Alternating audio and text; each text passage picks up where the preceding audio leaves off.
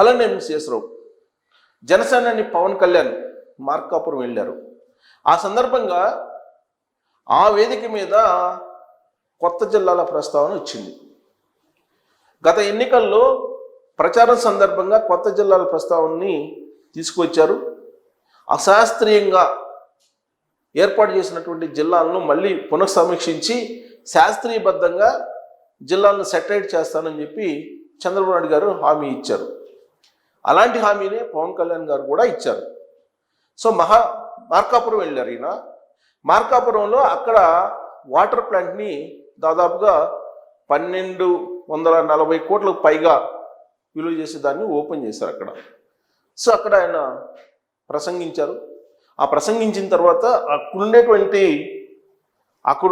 ప్రజలు కోరింది ఏంటంటే, అక్కడుండేటువంటి వాళ్ళు ఆయన ప్రధానంగా కోరింది ఏంటంటే, ఎన్నికలకు ముందు 2024 ఎన్నికలకు ముందు ప్రచారంలో మార్కాపురం జిల్లా అనే దాన్ని మీరు ప్రామిస్ చేశారు. మార్కాపురం జిల్లా, ఈ జిల్లాని చెయ్యాలి, మార్కాపురంని జిల్లా హెడ్ క్వార్టర్గా చేయాలి, మార్కాపురం జిల్లాని ప్రకటించాలి అని చెప్పి వాళ్ళు డిమాండ్ చేస్తున్నారు. ప్రస్తుతం ఆంధ్రప్రదేశ్లో యాక్చువల్గా ఉమ్మడి ఏపీ అంటే తెలంగాణ కూడా వస్తుంది. అలా కాకుండా ఏపీ విడిపోయిన తర్వాత ఏపీలో 13 జిల్లాలు ఉన్నాయి. 13 జిల్లాలు ఉన్నాయి విడిపోయినటువంటి ఏపీలో. సో ఉమ్మడి ఏపీ అంటే జిల్లాలు విడిపోకముందని. అలాగే తెలంగాణ సంబంధం లేకుండా నవ్యాంధ్ర అనుకోండి, నవ్యాంధ్రలో 13 జిల్లాలతో కూడినటువంటి నవ్యాంధ్ర రాష్ట్రం ఏర్పడింది. ఈ 13 జిల్లాల్ని యాక్చువల్గా 2014 నుంచి 2019 మధ్యలో చంద్రబాబు నాయుడు గారు పునర్విభజన చేయాలి అనుకున్నారు. ఆ పునర్విభజనకు సంబంధించినటువంటి కొన్ని ప్రతిపాదనలు కూడా తయారు చేశారు. ఈ లోపుగా 2019 ఎన్నికలు వచ్చాయి. ఈ ఎన్నికల్లో చంద్రబాబు నాయుడు గారు అధికారాన్ని కోల్పోయారు. దాంతో జిల్లాల పునర్వ్యవస్థీకరణ అనేది తాత్కాలికంగా కోల్డ్ స్టోరేజ్లోకి వెళ్ళిపోయింది అనుకున్నారు. కానీ జగన్మోహన్ రెడ్డి గారు ఎన్నికలకు ముందు 2024 ఎన్నికలకు ముందు ఆయన 26 జిల్లాలని ప్రకటించారు. 26 జిల్లాలు. అసలు యాక్చువల్గా అనుకున్నది ఏంటంటే, పార్లమెంటు నియోజకవర్గానికి ఒక జిల్లాని అనౌన్స్ చేయాలి, ఆ పార్లమెంటు నియోజకవర్గం యూనిట్గా తీసుకొని జిల్లాల్ని పునర్వ్యవస్థీకరించాలి అనుకున్నారు. సో అక్కడ ఉండేది 25 లోక్సభ స్థానాలు. ఈ 25 లోక్సభ స్థానాలకు సంబంధించి 25 జిల్లాలని అనౌన్స్ చేయాలనుకున్నారు. కానీ అక్కడ ఎస్టీలకు సంబంధించి ఒకటి అరకు యాడ్ చేశారు. దాంతో 26 జిల్లాలు ఏర్పడ్డాయి. అయితే ఈ 26 జిల్లాలకు సంబంధించి ఆ జిల్లాల్లో ఏ నియోజకవర్గాల్ని ఉంచాలి, ఏ మండలాలను ఉంచాలి అనే దాని మీద కన్ఫ్యూజన్, చాలా తర్జన భర్జన జరిగింది. ఆ తర్జన భర్జన జరిగిన తర్వాత 26 జిల్లాలని ఏర్పాటు చేశారు. కాకపోతే దాంట్లో అబ్జెక్షన్స్ చాలా ఉన్నాయి. జిల్లా హెడ్ క్వార్టర్కి లేదంటే నియోజకవర్గ సెంటర్కి దగ్గరగా ఉండేటువంటి వాటిని కూడా వేరే జిల్లాల్లోకి వేసేసారు. అలాగే మార్కాపురం అనేది ఒక జిల్లాగా ఏర్పాటు చేయాలనేది చాలా కాలంగా వాళ్ళు డిమాండ్ చేస్తున్నారు. ప్రకాశం జిల్లా పశ్చిమ ప్రాంతాన్ని ఒక జిల్లాగా ఏర్పాటు చేయాలి అనేది, జిల్లా హెడ్ క్వార్టర్ చేయాలి, మార్కాపురాన్ని జిల్లా హెడ్ క్వార్టర్ చేయాలి అనేది చాలా కాలంగా ఉంది. సో కాబట్టి దీన్ని పునర్వ్యవస్థీకరించాలి అనేది చాలా డిమాండ్స్ ఉన్నాయి. ఈ ఏర్పడినట్టు 26 జిల్లాల్లో కొత్త ప్రభుత్వం వచ్చిన తర్వాత కొన్నిటిని పరిశీలించింది, కొన్నిటిని సరిచేసింది, ఇంకా సరిచేయాల్సినవి ఉన్నాయి. జిల్లా హెడ్ క్వార్టర్లతో పాటు రెవెన్యూ డివిజన్లు, మండల హెడ్ క్వార్టర్లను కూడా పెంచాలి అనేటువంటి డిమాండ్ కూడా వస్తూ ఉంది. కాకపోతే ఇప్పుడు ఉన్నటువంటి పరిస్థితుల్లో దాని జోలికి వెళ్ళట్లేదు.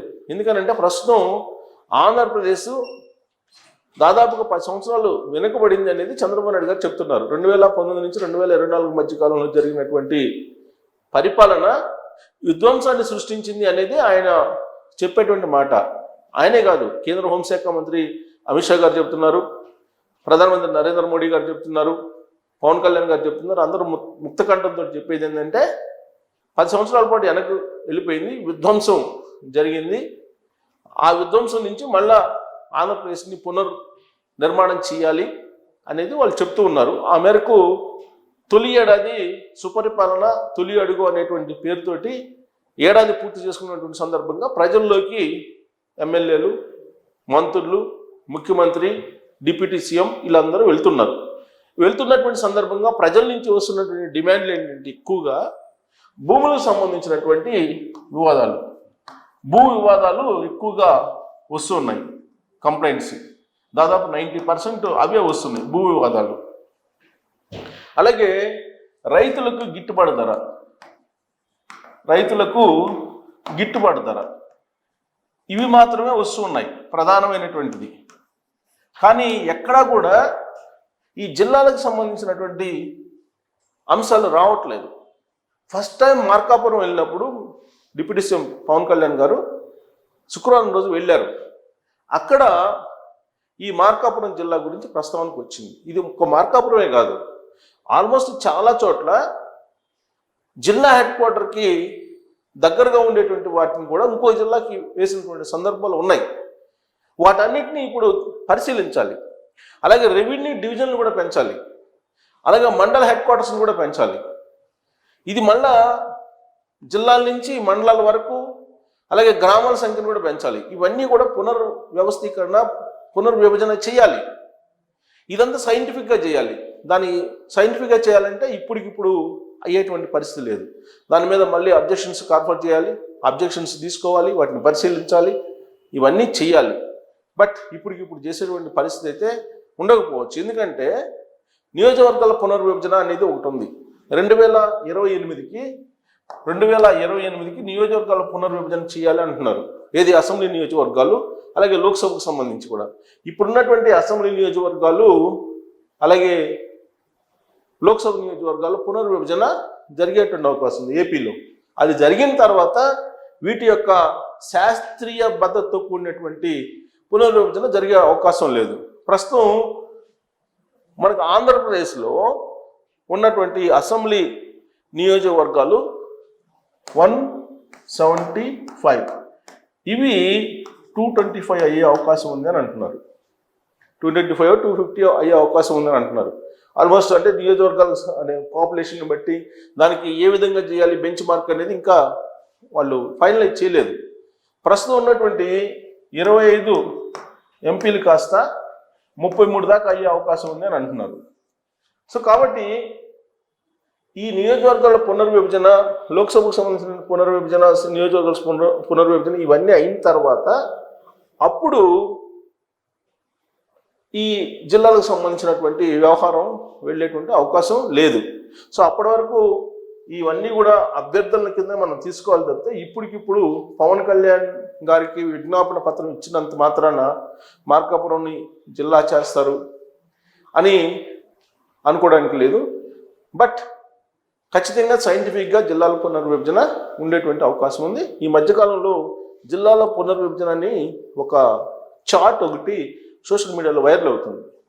అది వాస్తవం కాదు అనేటువంటి విషయాన్ని ప్రభుత్వమే చెప్తుంది. సో అఫీషియల్గా గెజిట్ ఇచ్చేంత వరకు కూడా ఈ శాస్త్రీయబద్ధమైనటువంటి పునర్విభజన తాలూకు మ్యాప్ని మనం నమ్మడానికి లేదు. సో కాబట్టి దీనికి పునర్విభజనతో పాటు నియోజకవర్గాల లోక్సభకు సంబంధించినటువంటి పునర్విభజన అయిపోయిన తర్వాత ఇవి జిల్లాల సంఖ్యను పెంచడమా, లేదంటే ఉన్నటువంటి జిల్లాలు 26 జిల్లాల్లో శాస్త్రీయబద్ధంగా సరిహద్దులను ఏర్పాటు చేయడం అనేది జరుగుతుంది.